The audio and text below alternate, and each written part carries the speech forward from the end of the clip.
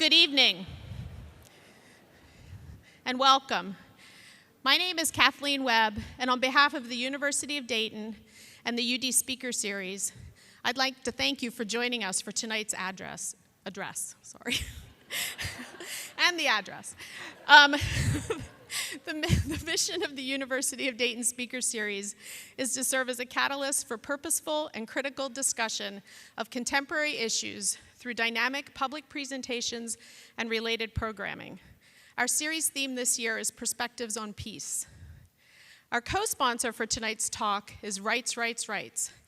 For those of you who are familiar with this initiative, I don't have to explain it, but I know we have a lot of people from the Dayton community who may not know what it is. So let me explain a little bit.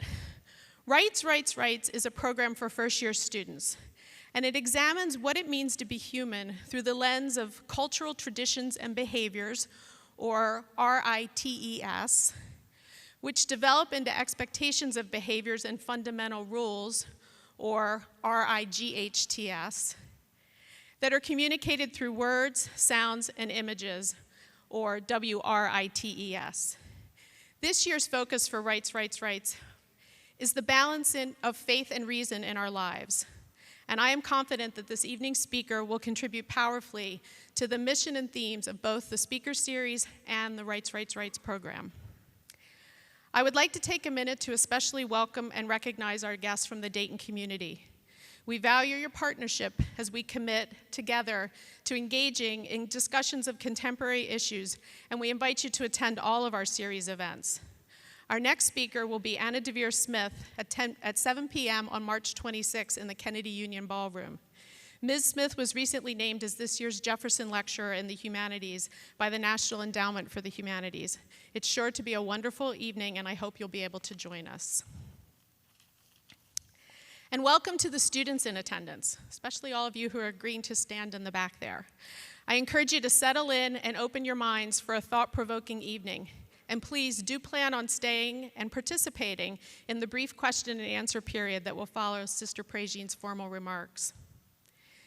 Tonight we are joined by the Dayton Performing Arts Alliance, one of our Rites, Rites, Rites partners. In conjunction with tonight's talk, the Dayton Opera is performing Dead Man Walking. Tickets for the Friday night and Sunday afternoon performances can be purchased after tonight's talk at the table in the lobby.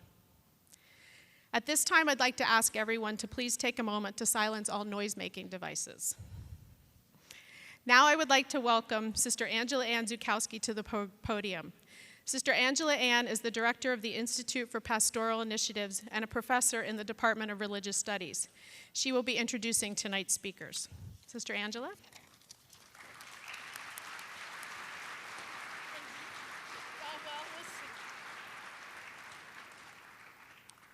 What a great turnout, it's great.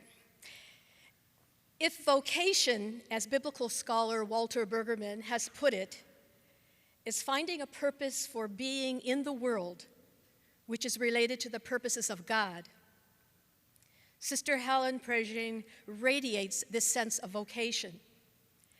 Sister Helen Prejean wrote in an America magazine article titled "Bolt from the Blue," which I think relates to our Catholic Marianist identity of the university. Annunciations are frequent. Incarnations are rare. So Lord knows how many annunciations I've missed. But there has been one big one that I recognized, where the invitation of grace took hold and radically altered the trajectory of my life.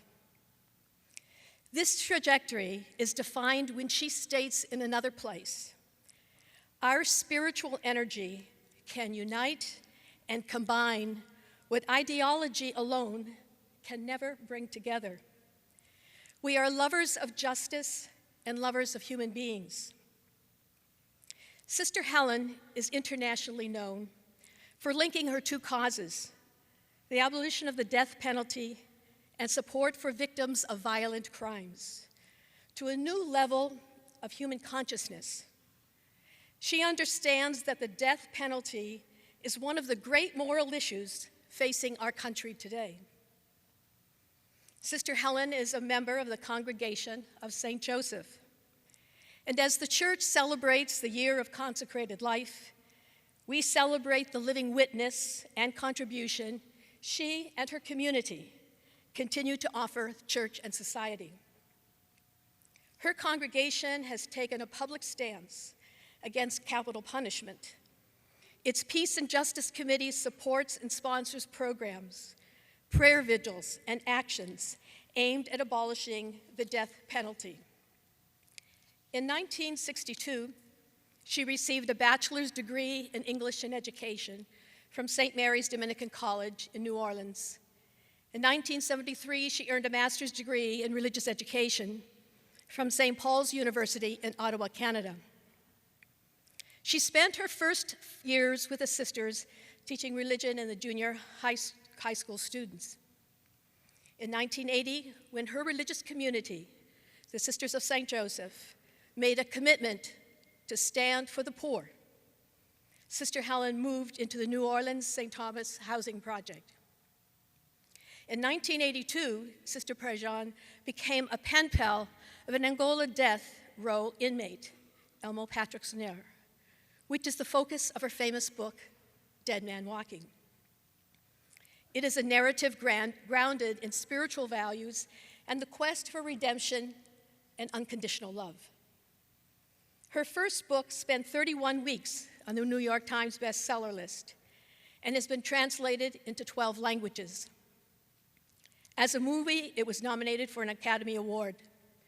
It became an opera, as we have heard, and a play for schools and colleges. Not only did she write a letter, but in 1997, she traveled to Rome for a personal dialogue with the Pope, now Saint John Paul II, concerning the death penalty, and asked him to help strengthen the Catholic Church's opposition to the death penalty. And John Paul did. A revision was made in the wording of the new Catechism of the Catholic Church. The change involved removing only a few words from the 1992 version, but they, as she said, represented one of the most substantive changes in church teaching on the death penalty in 1,600 years. This near immediate response by the Vatican is considered very unusual. Another Catherine of Siena. Since 1984, Sister Helen has divided her time between educating citizens about the death penalty and counseling individual death row prisoners. By 2005, after 23 years of working with inmates and their attorneys, this had convinced her that innocent people could end up on death row simply because of the way the criminal justice system operates. The realization inspired her second book, The Death of Innocence, an eyewitness account of wrongful executions. She is presently working on another book, River of Fire, My Spiritual Journey. In 2007, she joined a delegation representing groups opposed to capital punishment and presented a petition to the United Nations in New York City. She is the founder of Survive, a victims advocacy group in New Orleans, in its ministries of grief counseling and accompaniment of people who have lost loved ones to violence. Sister Helen received more than 100 honors and awards since 1986, when she won the Abolitionist Award from the Louisiana Capital Defense Project. We will not name all of her awards, but among her honors, she's received the Guggenheim Fellowship, the Otis Social Justice Award, the Chief Justice Earl Warren's Civil Liberties Award, the Laetare Medal from Notre Dame University, an honorary degree from Georgetown University, and the Paul VI Teacher of the Year for Peace Award from Pax Christi. DePaul University, in their Richardson Library, now maintains the Sister Helen's archival material. Critics have compared Sister Helen to Henry David Thoreau, Rachel Carson, Mother Teresa, and so many other courageous persons who with clear-sighted earnestness illuminate the problems of the human consciousness in our times. In Pope Francis' apostolic exhortation, The Joy of the Gospel, he writes, An authentic faith, which is never comfortable or completely personal, always involves a deep desire to change the world, to transmit values, to leave this earth somehow better than we found it. Definitely, this describes Sister Helen Prejean. In the end of her article in America magazine, Sister Helen writes, "So we press on, praying with Mary as we go, our spirits rejoicing and proclaiming God's goodness. In truth, our God looks with compassion on our loneliness, and in us, even in us, continues to do great things." Yes, Sister Helen continues to do great things. And she joins us this evening to raise and enhance our own consciousness, awakening us from slumber, calling us to action. Sister Helen states she is a Southern storyteller. To call her a passionate storyteller, as you will shortly see, is an understatement. It is in this spirit we, the University of Dayton, faculty, students, and friends, welcome Sister Helen Prejean.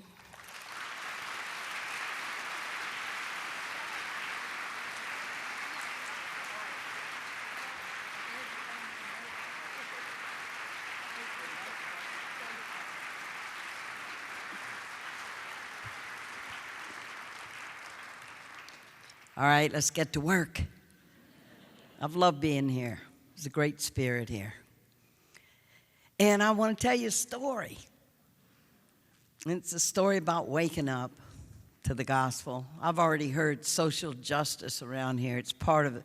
You get it by osmosis when you come to this university. But I just want to tell you a story. And it's what we all can do when we just say, I don't know about you, but I get a lot more intrigued when somebody, instead of saying, oh, let me give you my philosophy of life, says, let me tell you what happened to me. Because that's what I'm going to do with you tonight. And I'm going to weave in the telling of my story with the opera of Dead Man Walking. That's going to be performed here. I'm going to be at it Friday night. And if you never have been to an opera in your life, because, we think opera, that's a hoity-toity people, They dress real nice and they go to the opera and clang their jewelry around and all, I mean, opera, that's not my shtick. Well, I kind of felt that way too. and then we had done the movie A Dead Man Walking. That was a blooming miracle. Susan Sarandon read the book while she was filming The Client in Memphis. And she pestered Tim Robbins for 9 months till he broke down and read the nun's book. Probably for domestic tranquility more than interest in reading. She said, you got to read this book, Tim. We need to do a film of this book. We need another kind of film in the United States. Because the ones that had been done on the death penalty, the whole movie was about, did the person do it or not? Oh, yeah, okay, he's guilty. Okay, the movie ends. Justice was done, executed for the crime. The guy was guilty. End of the movie and end of reflection. And she said, you read this nun's book because Sister Helen just takes us over to both sides. You keep going over to both sides of the suffering, and it just brings you to this place like, what? So, the movie comes out. Against all odds, like the book had come out in 93. The support of the American people in the 90s was at 80% average in the United States for the death penalty. 8 in every 10 Americans, this is average. In the South, in Louisiana, it was like at 85 or 90% support for the death penalty. So here comes this book out in 93, Dead Man Walking. Well, it was a dead book walking until this miracle happened with it. What chance did the book have? I had a great editor, and those of you who are writing, he helped me shape that book.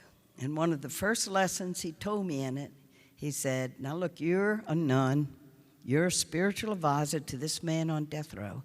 he has done an unspeakable crime. And if you don't talk about the crime in the first 10 pages of this book, nobody's going to read your book. Because they're going to think, well, she's a nun, she's a Christian, well, he's the Son of God, well, you should forgive everybody. Jesus said, love your enemies. They're going to expect every religious platitude to come out of your mouth, and they're not going to read your book.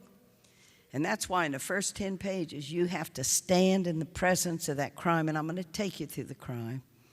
And the opera is very, very strong because that's the opening prologue of the opera, is you're going to witness it for yourself. He helped me. If I hadn't had his help at Random House, Jason Epstein, I've only worked with great Jewish people on my books.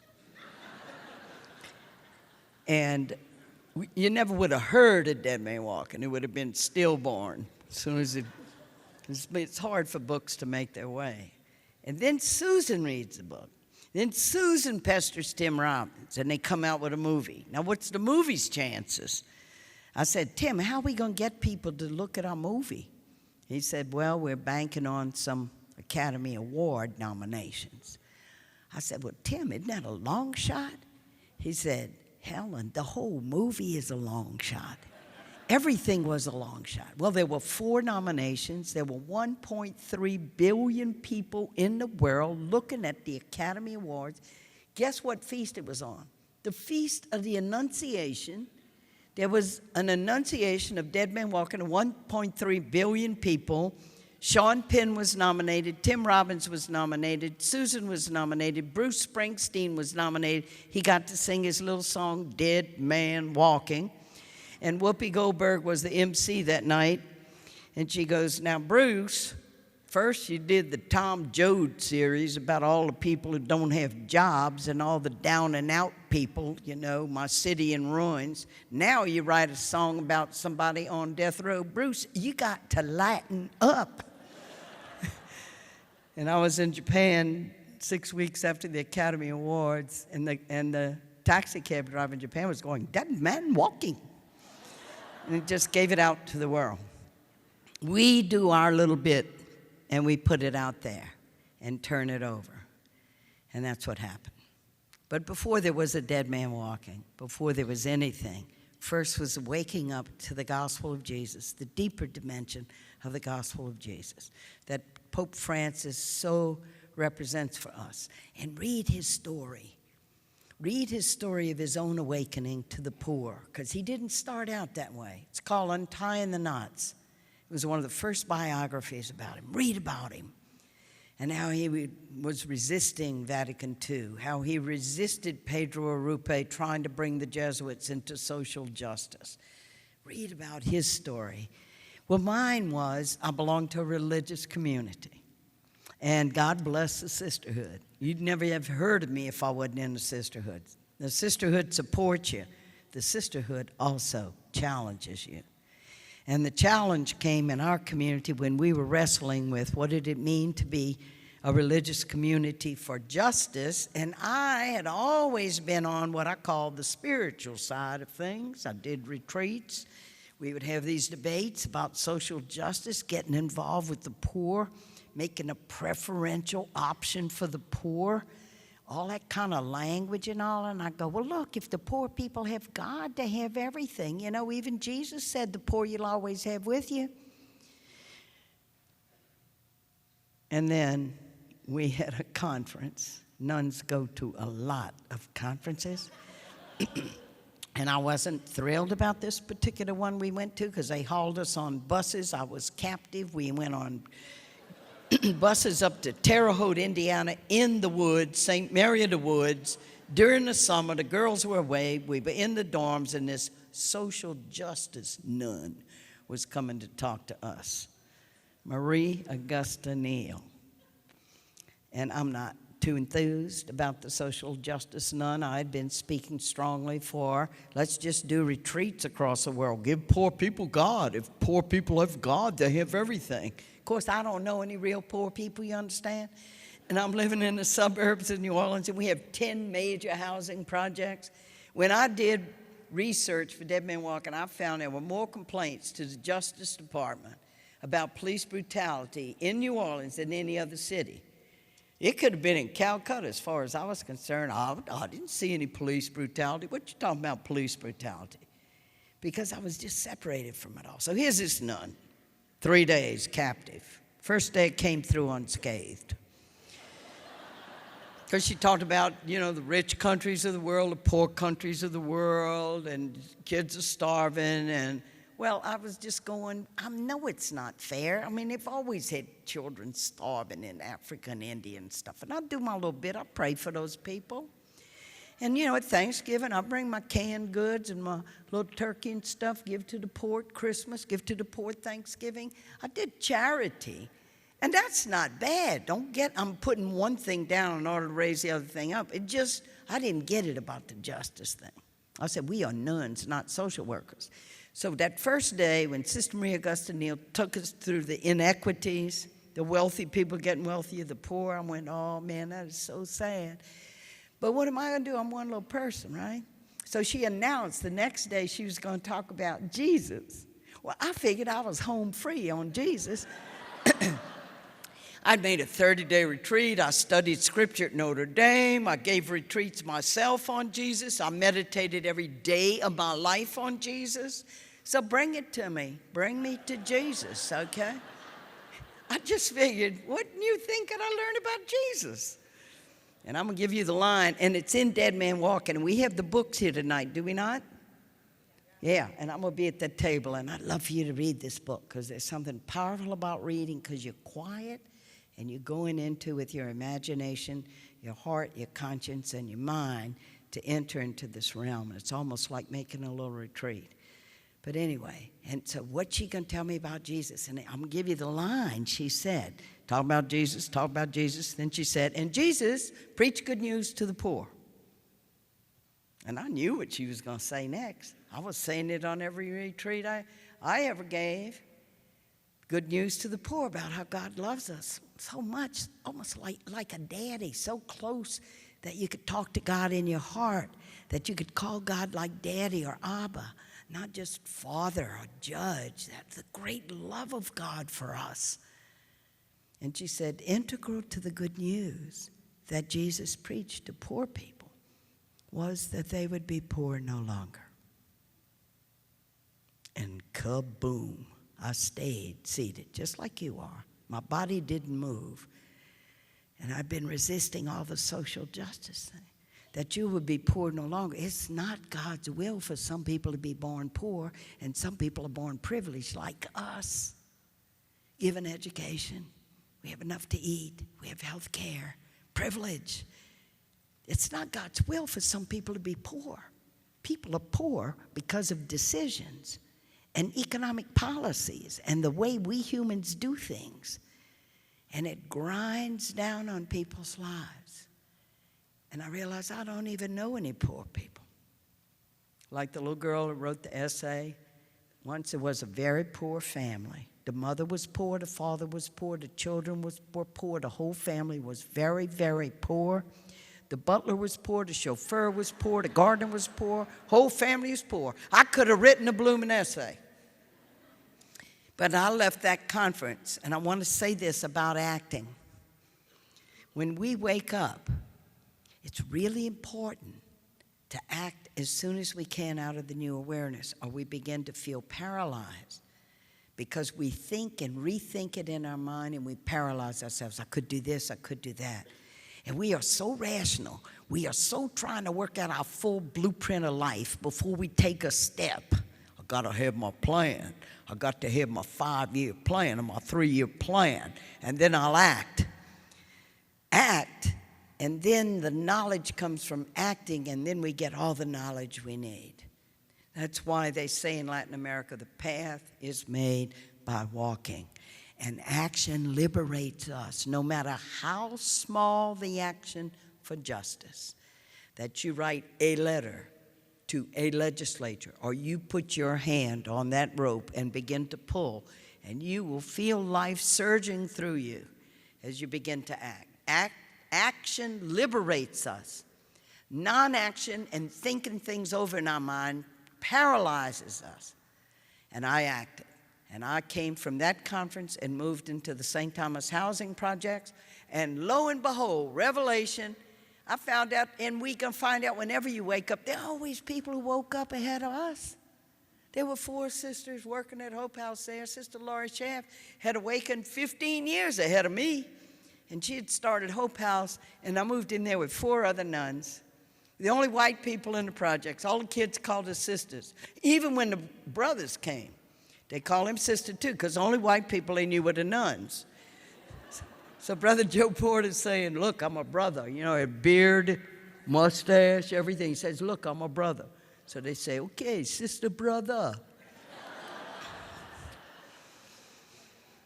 And Sister Laurie told me, Helen, you don't have to have your blueprint in your pocket of how you're going to eradicate poverty. Just be neighbor. Sit at the feet of the people and let them teach you. It's the best advice she could have given me. And I did. So I'm with Geraldine Johnson with her sick child and going with her to Charity Hospital because she doesn't have health care. It means going at 10 o'clock at night, her kid with a high fever, shivering with chills, sitting in a hard plastic chair on a terrazzo floor in the waiting room, till at 3 in the morning, some young intern from Tulane Medical School is going to come and learn medicine on her child. When you're poor, you wait. You don't have health care, you wait. You're on welfare, you wait. You wait like Miss Eva in her apartment in the projects. She had asked for 2 years for the maintenance people in the projects and the housing authority come fix the leak in her bathroom. Every time she get out of her wheelchair, she's stepping in the wet floor of the bathroom. 2 years and they hadn't come. She's just one more little poor lady on welfare in the public housing. And I think of my daddy and I think of agency. I think of agency as power and having influence and knowing people to get stuff done. And my daddy would get on the phone, he'd call the plumber, he'd call whoever we needed. When Louis was sick, we'd bring Louis to the hospital. Louis almost died when he was 6 months old. He had double pneumonia, but Mama had been a nurse, and Mama knew the doctors at Our Lady of the Lake, and they gave Louis care, and they saved his life. And here are people, they're waiting. And then I began to talk to the young men. We had a community meeting, and every young man in the St. Thomas Project had had an experience with police. That was not good. And we as sisters witnessed what would happen. Not to say all policemen are racist. Most policemen are great, and they risk their lives for us. But they're just human beings, and they're part of a culture too. And then I began to notice that whenever one crime happened against a white person, it was on the front pages of the Times-Picayune, our paper in New Orleans, somebody in the French Quarter, especially if somebody had been murdered. Picture, story, front page. Somebody killed in St. Thomas, you can't find it on page 30. I began to notice. I began to read. We read the lives of the saints when we're ready for them. I was awakened, so I'm reading Martin Luther King, so I'm reading Gandhi, so I'm reading Dorothy Day. And I'm putting it together, and I'm learning to be a person of justice. I'm learning to read the newspaper. I'm learning to do critical social analysis. I'm using my mind to critique. And once you get involved in this and you see the suffering, you can be disturbed. It's going to be upsetting to read the blooming newspaper, to read the analysis, or to read the votes in Congress, or to read the huge struggle around health care for people. You're not going to be going, oh, isn't that sad? Look what's happening to the poor people. That's a shame. I mean, you begin to use your mind because we need our minds. I never used my mind that much to criticize or to critique or to do social analysis, because what I'd do is I'd just pray that God would take care of the problems. Oh, God, please bless the homeless, help the homeless. You know, all those hungry people, help them, Lord, help them. And now I know when that fire is struck in our hearts for justice, it's God waking us up. Put your hands, roll up your sleeves, get in there.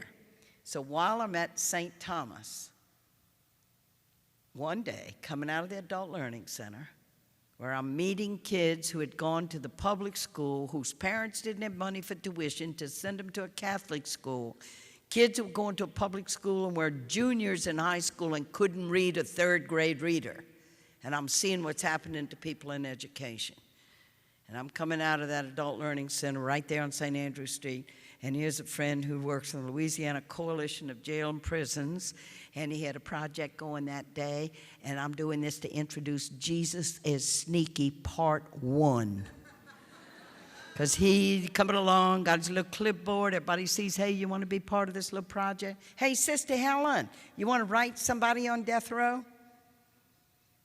I said, yeah, I can do that. I was an English major. Sent some nice poems. I never dreamed they were going to kill this guy. I mean, it was the early 80s, and we hadn't had an execution in Louisiana in over 20 years. There had been an unofficial moratorium on the death penalty. When the Supreme Court put the death penalty back, you think I noticed? You think I followed the Supreme Court and what it's doing on all these cases? I said, sure. And he gives me the name, Patrick Saunier. I noticed, Angela Ann, how you gleamed over the French name there, Sonia. You went, oh, Elmer Patrick. We all got it, Angela Ann. We all caught it.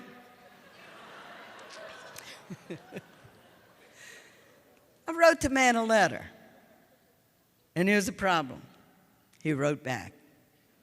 And there was an encounter between two human beings. He wrote, I wrote. I'm telling him about stuff at Hope House, what we're doing. He's telling me about a 6.5 by 8-foot cell where he is every day, condemned to death. I figured he's guilty, figured he murdered somebody. These are the worst of the worst, right? Supreme Court gave us a criteria. We're only supposed to select the worst of the worst.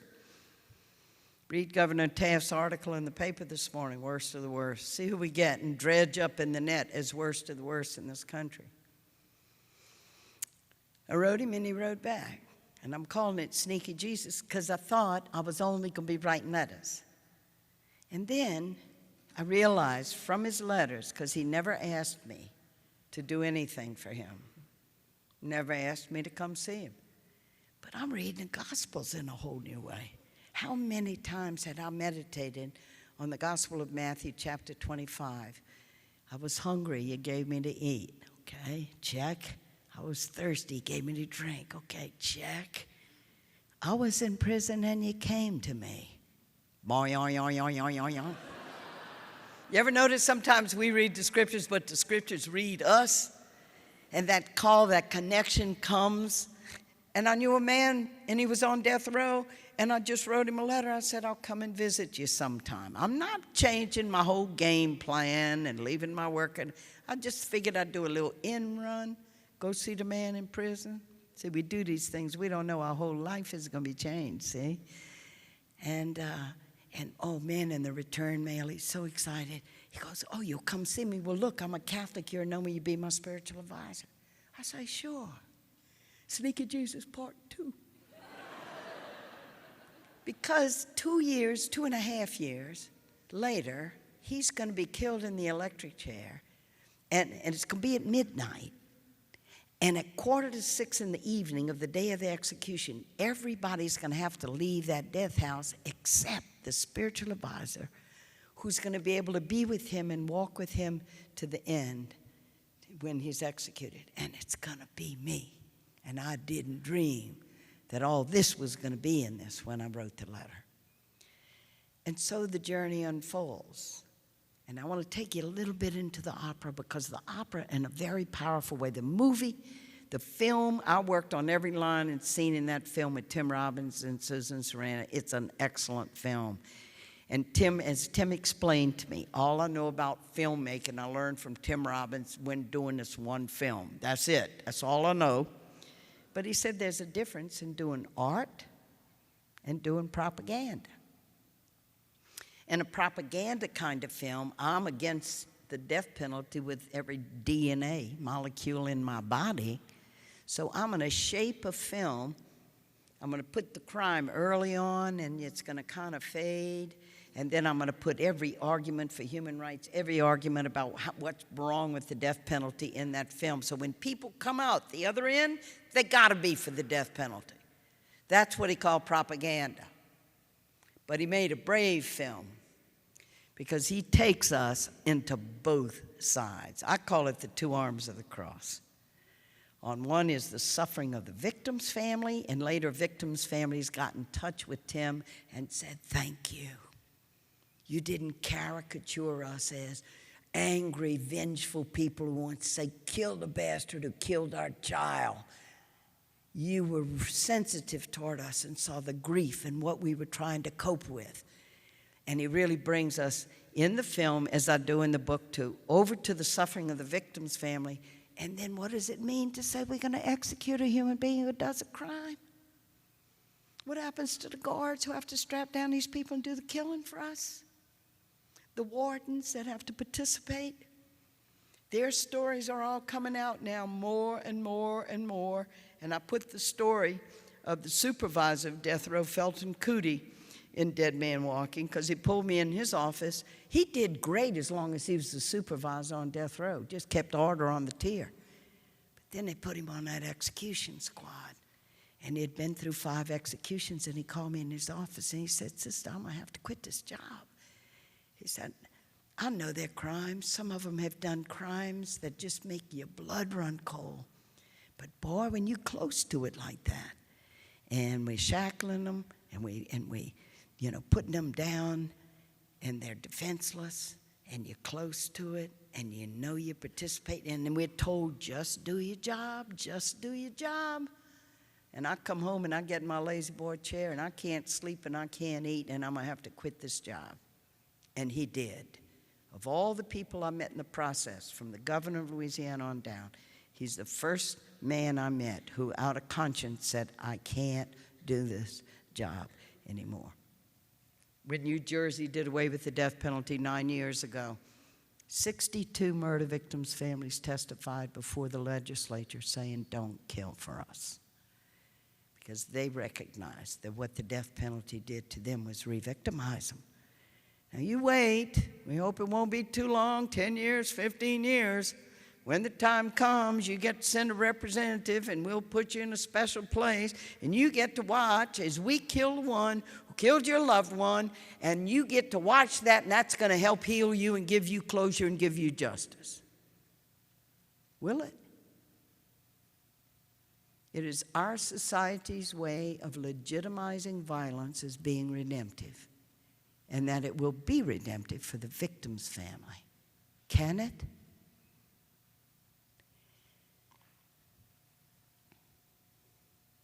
The way the opera opens, Terrence McNally is the librettist who wrote the opera. J. Kagi had never written an opera before. He's the composer. It opens with murder. So no energy is used all during the opera. Did he do it or did he not? Because we see it, and it's unspeakably bad, although it's kind of stylized a bit. But you see the murder of 2 innocent people. And then the next scene juxtaposes, it's me when I was at St. Thomas with Sister Rose at the piano. And here we have, you couldn't have a more dramatic juxtaposition, because it's all the little kids singing and clapping. God will gather us around, all around. God will gather us around. Father and mother, sister and brother, gather us around. And we have just watched the biggest separation that could be possible in life. And here the little children singing, and here I am with them. And then you see the letter coming.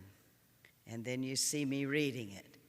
And the journey begins. And the aria of my character is my journey. And it's wonderful. The music's wonderful. I didn't know much about opera, but when I talked to J. Kagi, the composer, in our first conversation, these are pretty much my words. I just said, look, Jake, I don't know booscat about opera, but I got 2 requests. One is, you're not going to do all that atonal stuff, huh? We're going to be able to have like a melody. We're going to be able to sing in the shower and when we come out, huh? He goes, oh, yeah, Sister Helen, yeah, I do music for the human voice. Now I said, and the other request is that in this journey there is redemption. That is going to happen in this story. And he said, got it. And so the journey begins, and you see Sister Helen driving to the prison. It's a hard role for the Sister Helen character, because she's on the stage the whole blooming first act. completely. She's on the stage almost all the time, but she carries pretty much the first act. Here she is driving to the prison to go see this guy and singing, my journey to the truth, my journey. And the whole audience is on a journey because you've seen the crime, seen the helpless victims, and in all of our hearts, there is a part of us that says, whoever did this deserves to die for their crime, because we've seen it. And part of our navigation, our spiritual navigation on this issue of the death penalty, is this thing of the outrage we feel when we see innocent people being killed. What do we do with the outrage, the moral outrage? And outrage is ethical. We should feel outrage at the death of our fellow human beings with these crimes we hear. And they wake up in the morning, and parents are waking up in the morning, and it's a normal day, and before the day is over, their children are dead, and there's going to be a funeral, and they will never see them alive again. And this opera has the suffering of those victims' families who lost their child, the boy's family and the girl's family. And then you see, I make a terrible mistake, because I go and I visit the man. He's Joseph de Rocher in the opera. And I visit him, and I'm on, it's human rights. It's like, well, I know he did a terrible crime. I don't know. It's gradually revealed to me what he is, but I meet him. And when I met Pat Saunier on death row, you know, it's kind of scary to go for the first time. I'd never been in a prison. Scary. I mean, you go in and they got this big sign, because we, in Louisiana, is real Catholic, like in New Orleans, and nuns. I mean, you know, hey, how you doing, sister? Half the city went to Catholic schools. It's a Catholic city. But at Angola State Prison, and I'm in the visiting room, and a big green sign, anybody stepping on prison property, you subject yourself to this body search, dog sniffing. Whew. I said, man, I ain't going to be able to play the nun card here. They don't give a hoot about nuns. And I was out of my element. And in the book of Dead Man Walking, Susan Sarandon and Tim Robbins both write the afterwards, and they go, the nun is in over her head. And indeed I was.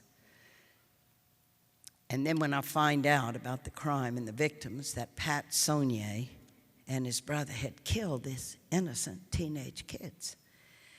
And I read the story and how unspeakably bad it was, horrible. And I think of the parents. And I think I ought to do something for those parents. And then I thought, oh, well, they're not going to want to see me. I'm the spiritual advisor to the people who kill their children. They're going to say, what if they said to me, sister, you care? You care about our son? You care about our daughter? Well, we want to see justice done. We're going to be sitting on the front row when this guy's executed. Can you be there with us? Don't you believe they should be executed for what they did? They killed our child. And I stayed away from them. I didn't know what to do or say. I didn't do a thing. And I met them at the worst possible time at the pardon board hearing, 1 week before the execution of Pat Saunier. And what am I doing at the pardon board hearing? And when you go into a pardon board hearing, I mean, you sign a book, which side you're on. And I think it's got to be the closest modern counterpart of being in the Roman Colosseum when you put your thumb up if you want somebody to live, or you put your thumb down if you want them to die, because you signed a book. You want to see the execution proceed? And of course, it's all legal. The Supreme Court said it's okay. But it means, yes, I want to see the execution proceed. I want to see this person killed for their crime. Everybody had signed a book on that side because the victim's family's there, because they told by the prosecutor, this is the last legal hoop you got to jump through to get your justice. And I'm at the pardon board hearing with one lawyer and one psychologist to ask the pardon board not to kill Patrick Saunier. And that's when I met the victim's family. And it couldn't have been more polarized. And of course, I had done it all wrong because I hadn't reached out to them. And that scene, and boy, that scene in the opera, I mean, they get me. The father, especially Owen Hart, how can you be with him when look what happened to our daughter? And I mean, you know, and I deserve their anger. in real life, when you read, the real story, you'll see the anger of the parents. But one of those parents, the father of the boy, Lloyd LeBlanc, lost David, their son, 17, is really the hero of Dead Man Walking. In the opera, you're going to see him in his anger and in his loss and in his rage, and gradually approaching maybe another road toward the end of the opera. But there's only a glimpse of it. In the book, I tell you about Lloyd LeBlanc because he took me with him on his journey of losing his only son and almost losing Eula, his wife, out of grief and tears and sorrow for their son. And they even had to move David's grave. They had buried him in a family plot in another town. And Eula couldn't make it through a day without visiting a boy's grave. They had to move David's body to a cemetery close so Eula could go to a boy's grave every day so she could make it through her day. The loss and grief is just unspeakable. And this man, and he said, Sister Helen, how could you be visiting with those brothers all this time and not once come see us? Sister, you can't believe the pressure we under with the death penalty. And I don't know what he means by pressure. Doesn't any victim's family given a chance? If you're going to be given the death penalty, don't you want to see it happen? And I didn't know what he meant by that. And he said, Sister, you need to come. You need to walk in our shoes. Look, I pray in this little chapel. Come pray with me. And if you notice, it's the way the film ends in Dead Man Walking, the two of us praying together. And it's his graciousness to me, because I had done it all wrong. He said, Sister, come pray with me. He's my teacher. He's the hero of this book. I'm just the storyteller. And I went and knelt by that man in this little chapel in St. Martinville, Louisiana, where Cajun people live. And we prayed the rosary together. And Catholics understand this. He kept vigil before the Blessed Sacrament from 4 to 5 every Friday morning. Every week he would take his time before the Blessed Sacrament as a time for praying for the world. And I realized as he prayed that he was praying for everybody. You know, when we pray with a person, we get a glimpse into each other's souls. He prayed not only for his family and the Bourke family and the safety of teenage children, but there was a prayer in there for Mrs. Saunier, for Pat and Eddie Saunier's mother who lived in the town and who couldn't even go in the grocery store because she could overhear people saying, there she is, the white trash woman whose sons killed the Bourke and the LeBlanc kids. And people were cutting up dead animals and throwing them on our front porch. How do you keep hatred away from the mother when we in society have designated a person as so evil that we must kill them in order for us to continue with our life in society? How do you say, but don't hate his mama? And part of the genius of the opera, Terrence McNally wrote it this way, is that at that pardon board hearing, you see me in between, caught between the victim's family, but the mother of Joseph de Rocher is at that pardon board hearing. And I have witnessed this, that these mothers who have never even spoken on a microphone before have to stand there to try to find the words to tell that clemency board, governor appointees, don't kill my child. And it's going to tear your heart out. Suddenly you realize, oh my God, there's another mother here. And she is given a prominent role in the opera.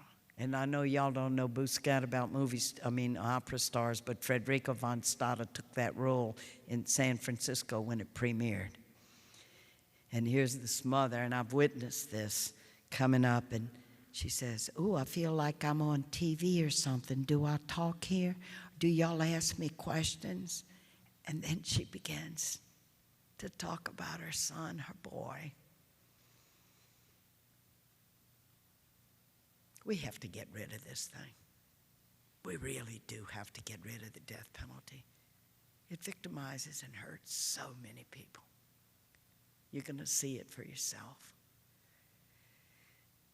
And while she's talking about her boy and how he taught his little brothers to hunt and to fish, and how when he was a little baby and he swam like a little porpoise in the water, and how he gave her a turquoise blue comb for her hair, and anybody who's all bad doesn't do a job and gets money to get this comb for his mama. And as she's doing that, Owen Hart explodes and gets up and just goes, "He stabbed my child 17 times. He stabbed her over and over. How can we listen to this?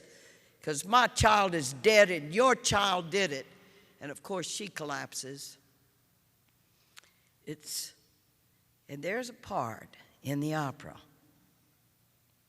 And J. Kagi actually called me on the phone after he wrote this, and he said, "Sister Helen, I think we have the heart of the opera."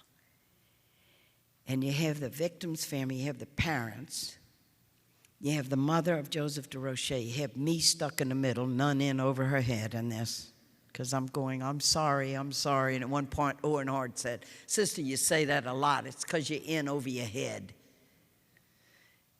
And they're all singing, "You don't know what it's like to see your child go out the door. You don't know what it's like."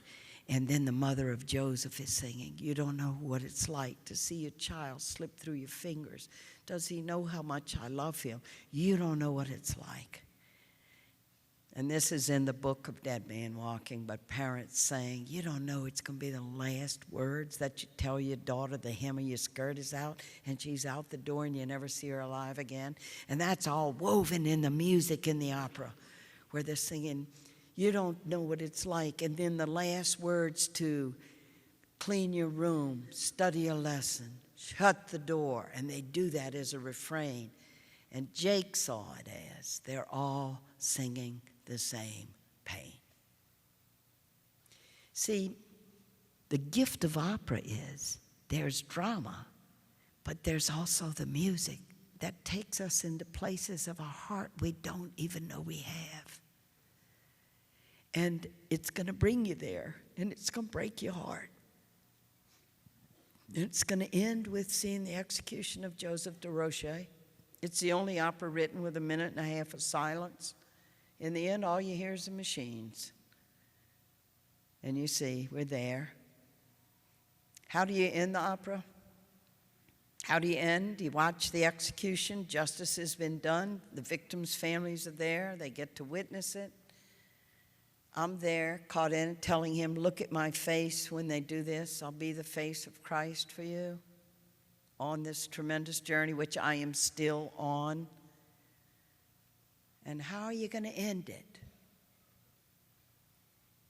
And the little children singing, "God will gather us around, all around." So there's the body of Joseph and Sister Helen, and sings to us.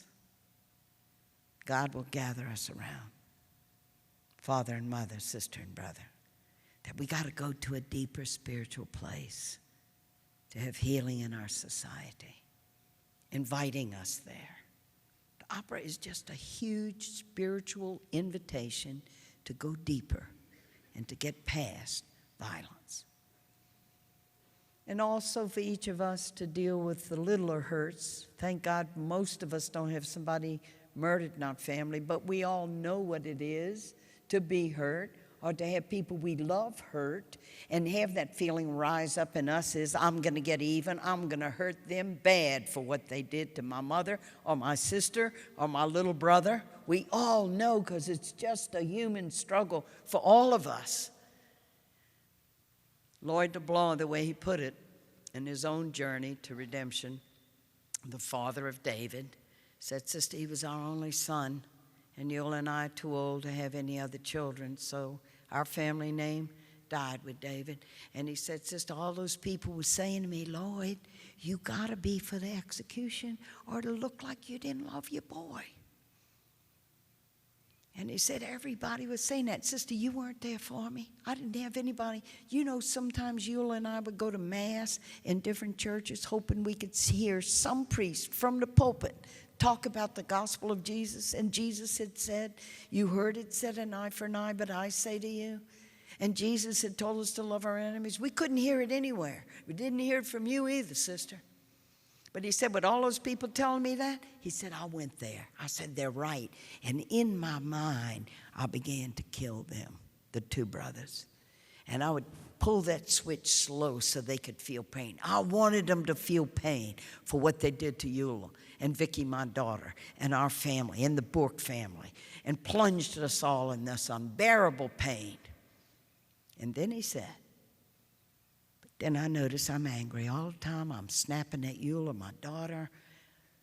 My whole life, I've been kind to people. I love to help people. It's who I am, and I was losing it.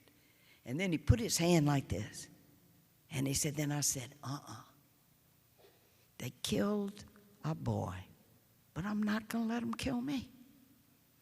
And he set his face, with God's good grace, to go down a road of forgiveness. And you're going to see the beginnings of journeys in the opera. Only the beginnings of journeys. And we're all on it. And we have some decisions to make as a society. Ohio has a terrible track record of killing people. And I get it. I really get it. I spend my time getting on planes and going to the people to wake up the people. The death penalty is not something that hits people as a personal moral issue, and you don't think about it very much. I know what my job is, and my job is to go and talk, give talks around the country and tell people, bring people over to both sides of the suffering and just say, it's about us. People do terrible crimes, but the death penalty is about us deciding, well, here's what we're going to do with some of these people that we consider the worst of the worst. And when you look at the track record of the worst of the worst, you're going to see the racism in our country sewn through it completely. Because overwhelmingly it is when white people are killed in this country that the death penalty is practiced. 8 of every 10 people on death row, including Ohio, Louisiana, everywhere. 8 of every 10 people is because you kill white people. What happens when people of color are killed in this country? Who are the majority of the homicides in this country, the death penalty is seldom sought. Maybe if a black person is a policeman, they might go for it. But overwhelmingly, you see it in the race of the victim.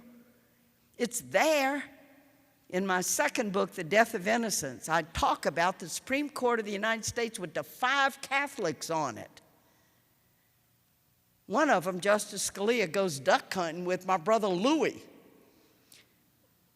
And he has made statements that are truly amazing. And he said the more Christian a nation is, the more the people believe in the death penalty, because we know we should be punished for our sins. Sometimes I stand back from this and it's incredible to me how our faith, our religion, how we're still doing it. We're still doing it.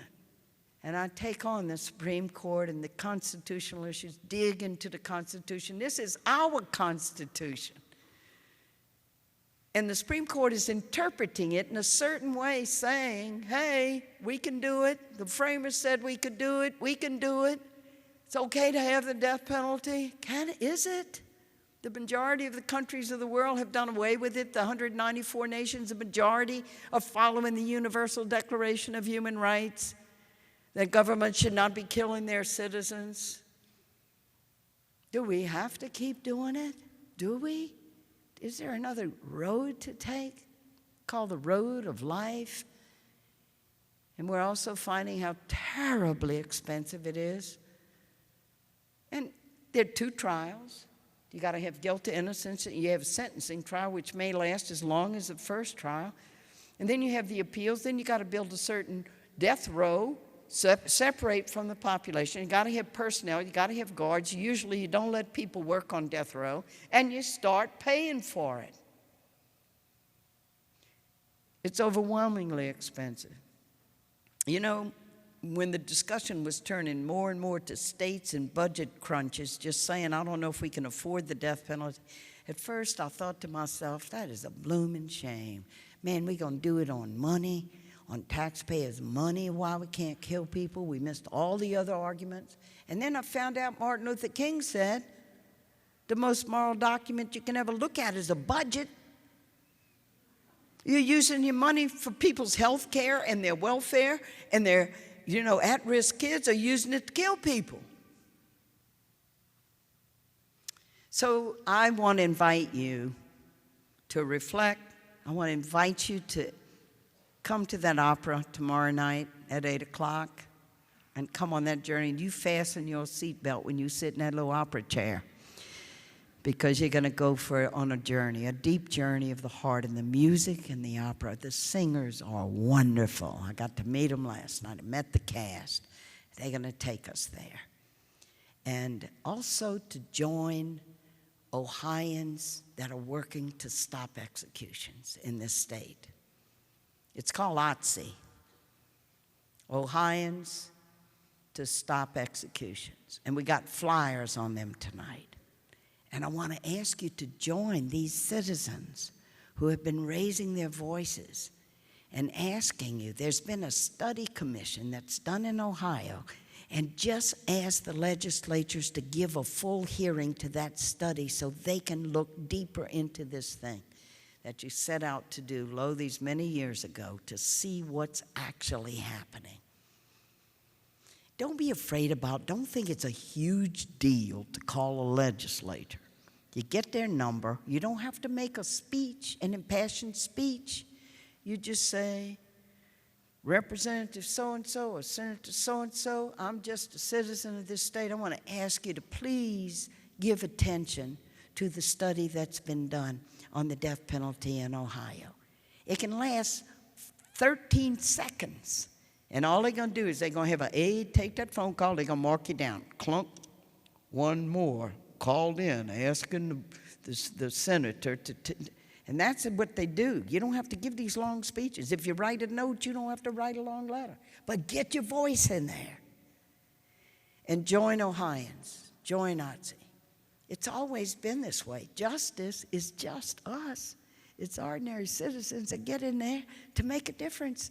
And the states that have repealed the death penalty, New York, then New Jersey, then New Mexico, then Connecticut, what other ones have done it?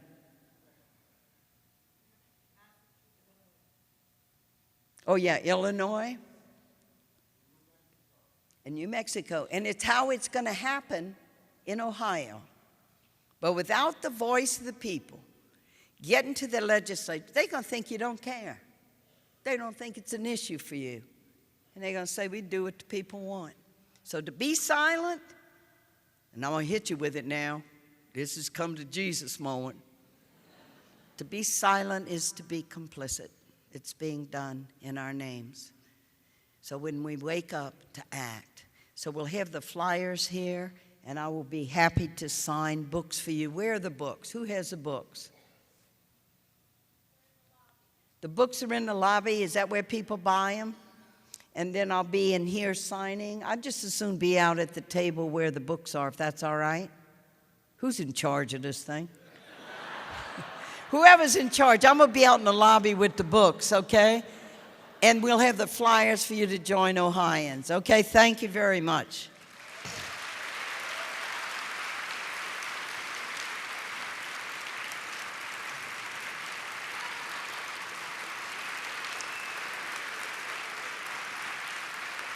Do we have time? I think because of the how congested it is out there, it's really better if they go out and buy the books and then come in and line. Through that door? Yeah, is that okay? Yeah. Thank you. You're standing up for Ohio. Kathy's saying because of the congestion out there, get your book, then line up. I'll be here at the table. Plan B. But we do have time for a few questions. Have time for a few questions. And there are microphones in the aisle here. And There's over microphone. Okay. Question or comment? What do you think?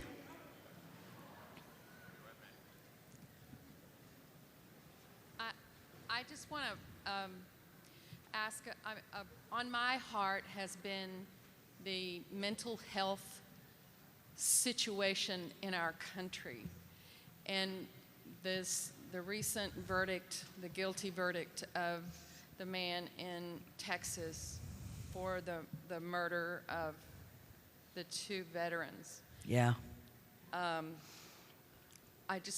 Yeah. think part of this, maybe preventing getting to that part of the journey, is that our legislators need our medical community to be able to address the mental health of children.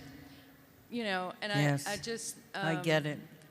I just wonder what your I couldn't how you agree feel- with you more.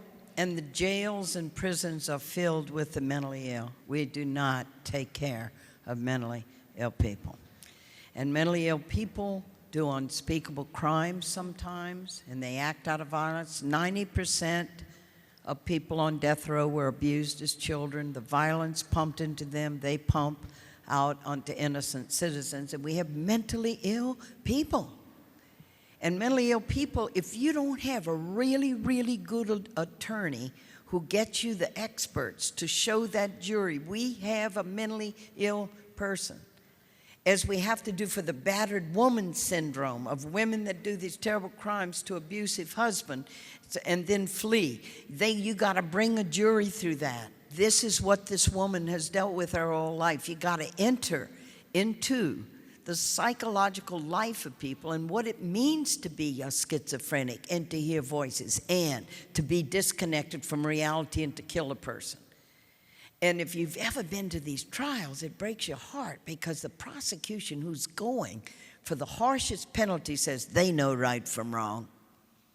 They used to say that about juveniles, too, when we were letting them be executed. We were the last nation in the world to say, no, we shouldn't execute mentally challenged people. I mean, really. And we need to do the same thing for mentally ill people. And it's a huge problem. The homeless, the mentally ill are people who've been in Iraq and Afghanistan. The suicide rate of people that came back from Vietnam was larger than all the people killed in Vietnam, and that was over 65,000 people. We have a huge problem, and we're not taking care of our mentally ill people. What if we begin to turn our attention to that and begin to heal in that way?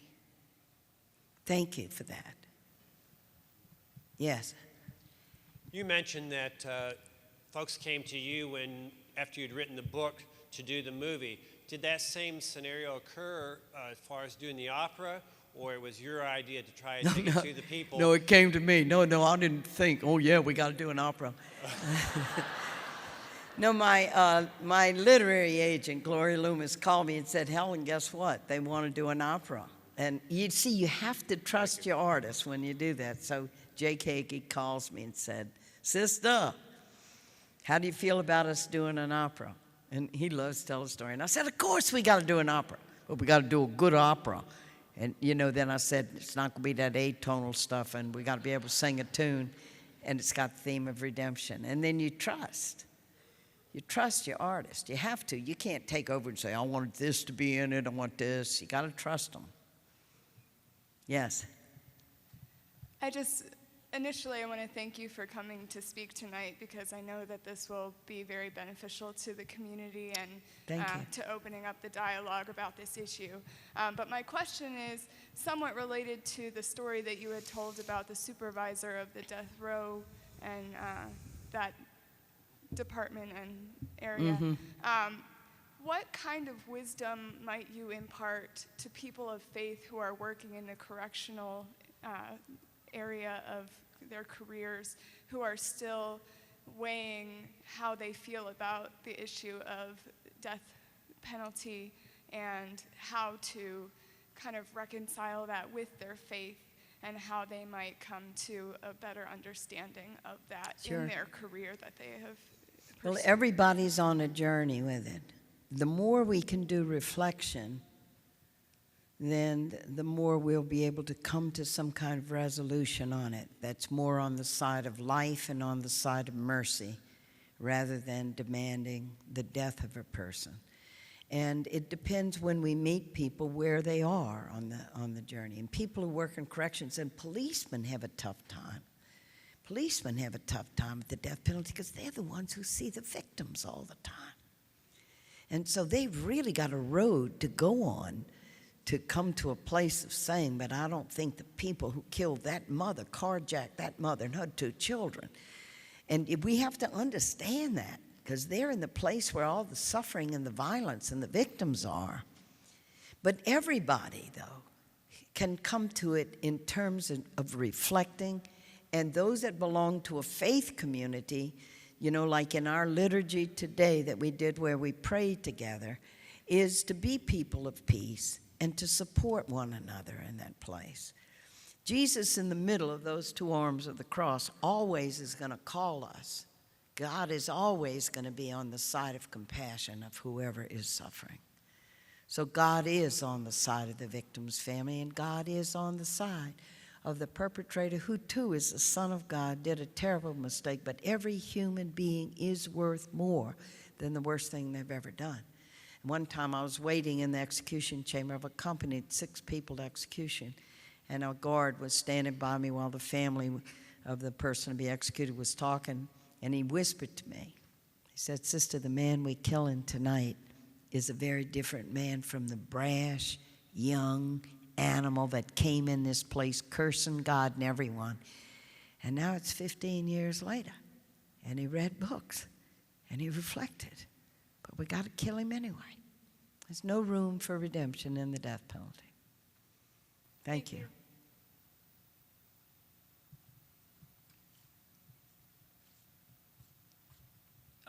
How have your limits for compassion been pushed, and where have you? Compassion for what? For anyone, if you meet someone that have you felt that any of them are beyond repair? How have your compassion for people been pushed? I pray for the Supreme Court a lot. I have met people who have done unspeakable crimes, and I have never not met a human being who has a story. And it's not to condone what people do, but you listen to the story that goes with the person. In the book, Death of Innocence, is the story of Jeremy Gross. The jury saw this. Here's the video, going to a convenience store, shooting and killing the guy, and the guy's going, "Why, Jeremy, why?" And you see him sinking down in his own blood and dying. And the defense attorney, Bob Hill, this was in Indiana, had the chutzpah to say, "I'm showing that to the jury," because he knows they're going to look at the video. He knows that Jeremy Gross is guilty. And then in the sentencing part of the trial, he said, "You have seen what Jeremy Gross, my client, did to that innocent victim in that convenience store. And now I want to tell you the story of Jeremy and what happened to him before he got into the convenience store that night." He visited Jeremy Gross's mother 11 times, because it's so hard to get a mother to take the stand to say publicly she abused her child. And that mother testified, and the stories came out about Jeremy Gross and the time he was with a foster family for just long enough. He was in Little League, he was in Scouts, he ate with the family, his grades picked up. And Bob Hill had to show that jury that this was a kid who had possibility of redemption if he would just be given a chance. And that jury voted unanimously for Jeremy Gross to live. So much depends on who you have by your side as your defense lawyer when you come on trial. And your story's going to be told. And a group of your fellow citizens is going to decide if you live or die. And now there stands before us a gentleman by the name of Derek Jameson, who's with us tonight. Derek, what you got to say to us? Sister Helen, I just wanted to thank you so much for what you do for people in ending the death penalty. And as you know, I'm the 119th death row exoneree in the United States. Y'all hear that? The 119th exoneree. How many years were you on death row, Derek? Well, October the 25th of 1985, I was sentenced to die in the state of Ohio, in Cincinnati, Ohio, in Hamilton County. And I watched 53 of my friends get executed in the state of Ohio. You watched how many people get executed? There's 53 people who have been executed in the state of Ohio. 60? 53. 53 human beings. 53 human beings have lost their lives in the state of Ohio. And I knew most of these guys when they was teenagers. When I got on death row, the first day I arrived on death row, these weren't number kids, you know? Yeah. And I like telling people that, you know, the guys next door to me, one of them was 18 years old. Talking to Mike, Derek. One of the guys next door to me was 18 years old, Danny Hill and Wow. Richard Coy. They Wow. was my two next door neighbors. They was teenagers. And I watched these guys grow up to be healthy young men and taken out of their cell and executed in the state of Ohio. And I speak all over the world. I speak out against the death penalty, and I'm going to continue to speak out against the death penalty. We got to stop this killing. There's a thing in Ohio called life without parole, where if you make a mistake with life without parole, you could go free this man out of his cell. But if you make a mistake with the death penalty, you can't go free this man from the graveyard. You know, we need to stop this killing. Killing is just wrong. We're making too many mistakes.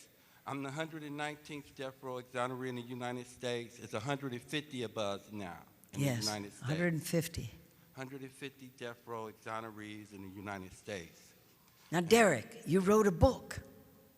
Yes, I got a book that's coming out soon. And What's the name of your book? I want to call it The Miracle. Yeah, I can see why. Yeah, because... Okay, so you're still working on the title? yeah, I'm still working on the title. Okay, through Ohioans to in-state executions, you got to tell, when your book's published, you tell them so that they can get the word out and we can go on Amazon and get that book. Yes, indeed. Yes, All right, indeed. Derek. Thank you, and thank you for speaking Thank up. you. How long you want to stay? Y'all, I hate to do this, but we just have one more person. I'm sorry we can't get to everybody, but it's going on.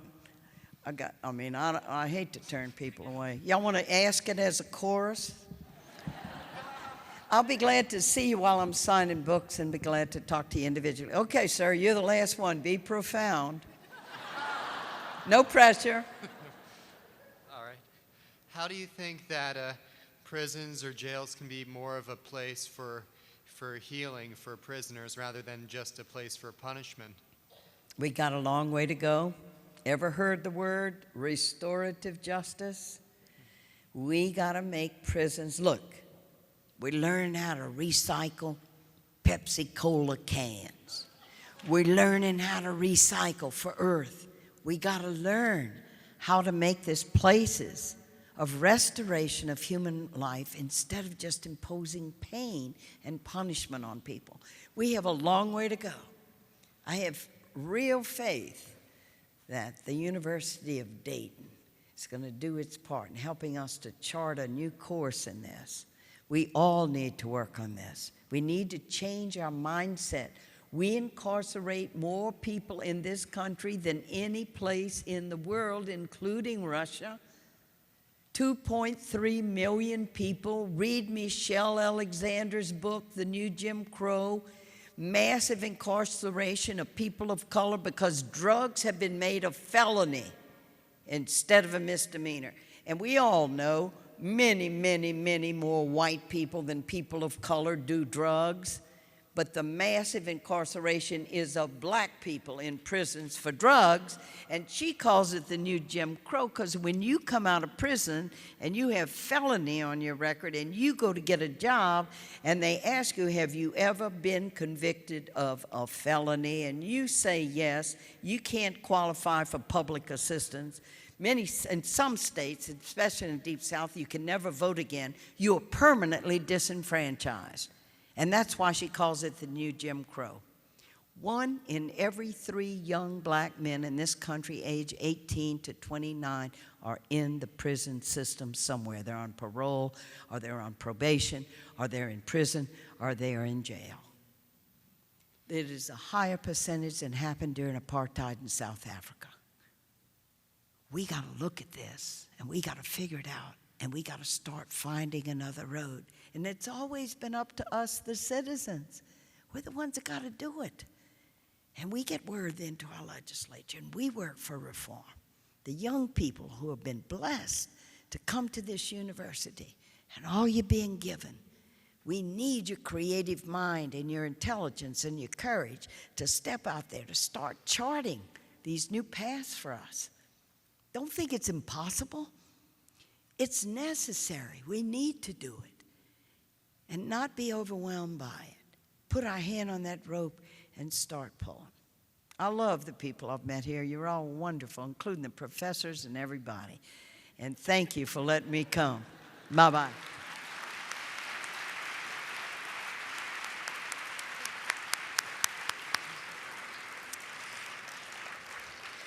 Thank you so much for coming tonight. Remember, there are tickets to the opera for sale out there. It's probably going to sell out after that rousing recommendation that we've heard.